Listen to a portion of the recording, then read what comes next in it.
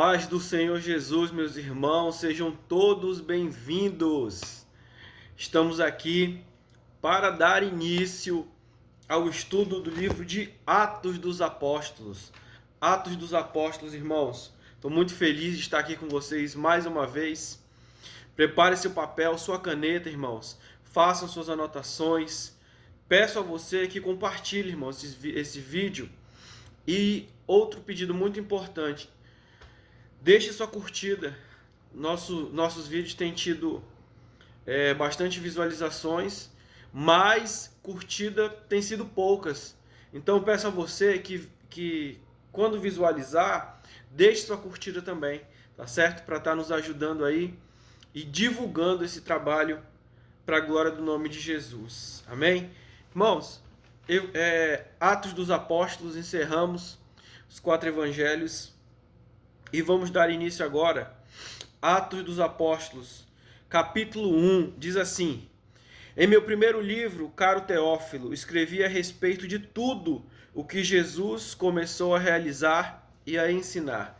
Quem estava escrevendo esse livro? Lucas, o mesmo escritor do Evangelho de Lucas, estava escrevendo e citando Teófilo. Quem era Teófilo? Teófilo era um homem de posição. Existem algumas teses a respeito de quem foi Teófilo, mas como eu não encontrei nada mais robusto que pudesse fundamentar para eu afirmar a vocês quem era Teófilo, eu não posso falar quem foi Teófilo, certo? Nós só podemos falar que Lucas ele cita ele tanto no Evangelho de Lucas quanto agora. Verso 2 diz assim: Até o dia em que foi elevado aos céus, logo após haver entregue seus mandamentos, por intermédio do Espírito Santo, aos apóstolos que havia escolhido. Depois do seu martírio, Jesus apresentou-se a eles e deu-lhes muitas provas incontestáveis da sua ressurreição, aparecendo-lhes por um período de 40 dias e ensinando-lhes acerca do reino de Deus. Certa ocasião, enquanto ceava com eles, ordenou-lhes que não se ausentassem de Jerusalém, mas que aguardassem a promessa do Pai, a qual salientou ele: De mim ouvistes. Porquanto João, de fato, batizou com água, entretanto, dentro de poucos dias, vós sereis batizados com o Espírito Santo. O que nós aprendemos aqui, irmãos? Nesses 5 primeiros versículos. Primeiro, que nós só podemos ser batizados com o Espírito Santo se nós formos obedientes à palavra de Deus. Preste bem atenção. Jesus fala para eles, para que eles não se ausentassem de Jerusalém. Ou seja, Jesus estava dando uma ordem a eles. Por quê? Para que eles fossem batizados com o Espírito Santo. Então, irmãos, o batismo com o Espírito Santo é para quem é obediente, certo? Verso 6. Então os que se haviam reunido lhe consultaram: Senhor, será este o tempo em que restaurarás o reino a Israel? Ele lhes afirmou: Não vos compete saber as épocas ou as datas que o Pai estabeleceu por sua exclusiva autoridade. Presta bem atenção nisso aqui. Olha que interessante, irmãos. Jesus estava falando a respeito de coisas o quê?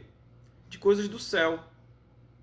Falando: Não se ausentem de Jerusalém, porque dentro de poucos dias vocês serão batizados com o Espírito Santo. Olha a visão, a mente, os pensamentos dos discípulos. Senhor, vai ser por esse tempo que o Senhor vai restaurar o tempo, vai ser por esse período que o Senhor vai restaurar o reino em Israel?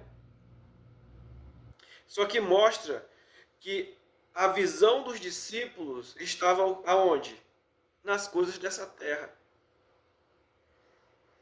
Mas Jesus estava falando coisas do céu.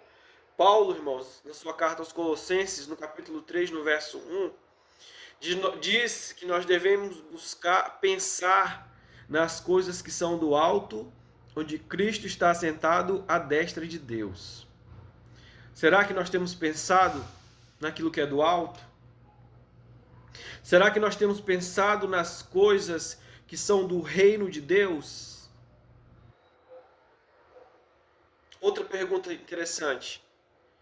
E será que o fato de nós vivermos com a mente, com a visão, com os pensamentos nas coisas dessa terra, não tem trazido algum tipo de consequência para as nossas vidas?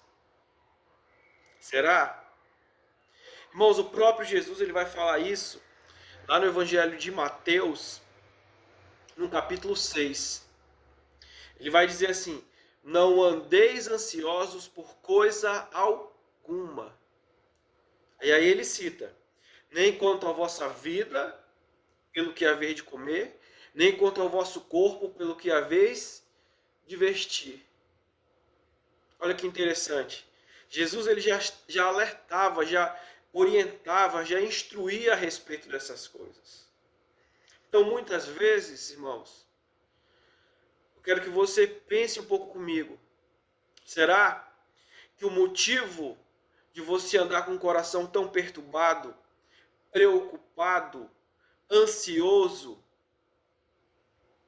será que a origem dessa perturbação não é por causa que você está com a mente voltada apenas para as coisas dessa terra? Será? Pastor, o que eu preciso fazer então? Você precisa voltar a tua mente também para as coisas eternas. Você precisa voltar a sua atenção para as coisas eternas, não apenas para aquilo que é terreno. Aquilo que é terreno, aquilo que pertence ao mundo dos homens, você faz aquilo que você pode fazer, aquilo que está no seu controle, e aquilo que não está no seu controle, você simplesmente não se preocupa. Amém? Vamos lá então. Contudo, recebereis poder quando o Espírito Santo descer sobre vós, e sereis minhas testemunhas, tanto em Jerusalém como em toda a Judéia e Samaria e até os confins da terra. Preste bem atenção, irmãos. Nós só podemos viver a vida cristã se nós recebemos o poder do Espírito Santo. Senão, do contrário, irmãos, nós não conseguimos. O Espírito Santo, irmãos, ele é o nosso combustível, ele que nos impulsiona a sermos participantes da obra de Deus, a fazermos algo na obra de Deus. Não se engane. Muitas vezes você está querendo fazer alguma coisa para Deus na força do teu braço e você não vai conseguir. Você precisa buscar o Espírito Santo de Deus. Você precisa buscar ser cheio do Espírito Santo de Deus. Porque do contrário você não vai conseguir. Amém? Tendo dito essas palavras, foi Jesus elevado às alturas, enquanto eles o contemplavam, até que uma nuvem o encobriu da vista deles. E aconteceu que, estando eles com os olhos fixos no céu, enquanto ele subia, surgiram junto deles 2 homens vestidos de branco, que lhe comunicaram: homens galileus, por que estáis contemplando as alturas? Esse Jesus, que dentre vós, foi elevado ao céu, retornará do mesmo modo como o viste subir. Então eles voltaram para Jerusalém, vindo do monte chamado das Oliveiras, que fica próximo a Jerusalém, a distância de cerca de 1 quilômetro. Assim que chegaram, subiram a um grande aposento, onde se hospedavam. Estavam presentes Pedro e João, Tiago e André, Filipe e Tomé, Bartolomeu e Mateus, Tiago, filho de Alfeu, Simão, Zelote e Judas, filho de Tiago. Todos estes perseveravam unânimes em oração, juntamente com as mulheres, com Maria, mãe de Jesus, e com os irmãos dele. Preste bem atenção. Quero chamar sua atenção para algo muito importante aqui. Olha o que a Bíblia nos ensina. Perseverar em oração. Será que você tem perseverado em oração? E outra, que tipo de oração tem sido a tua? Tem sido a oração apenas de pedinte? Irmão, se nós servimos ao Senhor,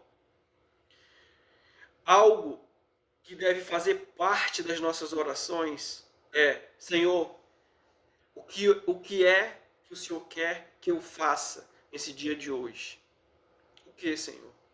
Eu estou aqui, eu sou teu servo, o que o Senhor quer que eu faça? Será que você tem orado assim?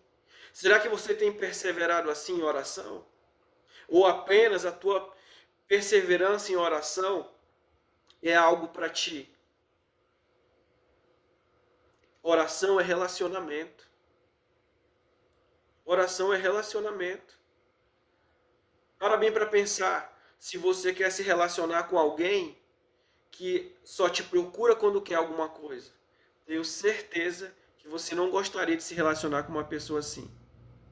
Se você não gostaria de se relacionar com uma pessoa assim, por que é que você se relaciona assim com Deus? Por que é que você só ora quando você quer alguma coisa? Irmãos, as nossas orações devem ser essas. Senhor, eu estou aqui. Hoje, o que é que o Senhor quer que eu faça? Me instrui, me direciona, Espírito Santo. Amém? Naqueles dias, sendo o número de pessoas ali reunidas cerca de 120, Pedro se levantou no meio dos irmãos e declarou: Irmãos, era necessário que se cumprisse a escritura que o Espírito Santo predisse por meio da boca de Davi, acerca de Judas, que serviu de guia aos que prenderam Jesus. Ele foi contado como um dos nossos e teve parte nesse ministério. Com o pagamento que recebeu pelo seu pecado, Judas comprou um campo. Ali caiu de cabeça, seu corpo partiu-se ao meio e as suas vísceras todas se derramaram. Todos em Jerusalém ficaram sabendo desse fato, de maneira que na própria língua deles, essas terras passaram a se chamar Aceldama, que significa campo de sangue. Porquanto, continuou Pedro, está escrito no livro de Salmos: fique deserto o seu lugar, e não haja ninguém que nele habite. E ainda que outro ocupe o seu lugar. Sendo assim, é preciso que escolhamos um dos homens que estiveram conosco durante todo o tempo em que o Senhor viveu, em que o Senhor Jesus viveu entre nós. Rapidamente eu quero te chamar a atenção para algo aqui. No verso 18, irmãos, fala que Judas, com o pagamento que ele recebeu por ter entregue Jesus, o que ele fez? Ele comprou um campo. E nesse campo foi exatamente onde ele morreu. Olha que coisa interessante que nós devemos observar. Irmãos, muitas vezes o dinheiro que, vamos dizer assim, que é ilícito, ele gera uma maldição. Ele gera uma maldição. Por quê? Porque a Bíblia mostra isso. Olha que interessante. Com o dinheiro que ele comprou o campo, foi exatamente nesse campo mesmo que ele morreu. Isso, irmãos, deve ser algo que merece a nossa atenção, que nós devemos estar atentos e alertas para isso. Certo? Continuando aqui. Desde o batismo de João até o dia em que Jesus foi elevado dentre nós ao céu, é fundamental que um deles seja conosco, testemunha de sua ressurreição. Então propuseram dois nomes: José, chamado Barsabás, também conhecido como Justo, e Matias. E orando afirmaram: Tu, Senhor, conheces o coração de todas as pessoas. Mostra-nos qual destes dois homens tens escolhido para assumir a vaga nesse ministério e apostolado, do qual Judas se desviou, indo para o lugar, que lhe era devido. Em seguida, lançaram sortes quanto a eles, e a sorte caiu sobre Matias. Assim ele foi acrescentado aos 11 apóstolos. Presta bem atenção, irmãos, para a gente finalizar aqui o capítulo 1. Eles pedem direção de Deus. Eles pedem direção de Deus para escolher quem seria o substituto de Judas. Irmãos, para a gente finalizar, nós precisamos pedir direção de Deus para tudo, principalmente quando se diz respeito à obra de Deus. Agora eu quero chamar a atenção a você a um outro aspecto sobre pedir direção de Deus. Tem pessoas, irmãos, que pedem direção de Deus simplesmente porque elas não querem se responsabilizar pelas suas escolhas, certo? Não querem. Elas não querem se responsabilizar pelas suas escolhas. Por quê? Porque se algo der errado, a gente já tem quem culpar. Isso é uma verdade, irmão. Se algo der errado, a gente já tem quem culpar. Certo? Essa consulta a Deus para fazer algo, não é porque ela ama Jesus. Não é porque ela crê realmente, ela entrega o seu caminho ao Senhor. Não é. É porque apenas ela quer se isentar se algo der errado. Outra coisa que eu quero lhe chamar a atenção. Segunda coisa. Se você vai pedir direção de Deus, você precisa entender que Deus vai te dar a direção, mas caminhar é com você. Por exemplo, se você pede direção de Deus a respeito de um casamento, Deus ele vai te mostrar a direção. Ele pode te mostrar a direção. Mas fazer esse matrimônio dar certo é responsabilidade sua, não é de Deus. Certo? E as pessoas, irmãos, simplesmente acham isso. Pedir direção de Deus para casar. Deus mostrou o marido ou a esposa. Pronto. Agora tudo vai dar certo. Eu não tenho responsabilidade com nada. Porque foi Deus que escolheu para mim. Né? Mas não é assim. Ok? Certo? Então você precisa ficar atento a esses dois pontos aqui. Tinha mais coisa para falar? Tinha. Mas eu não vou falar para não ficar muito extenso o vídeo. Tá? Mas eu quero que você se atenha apenas a esses dois pontos.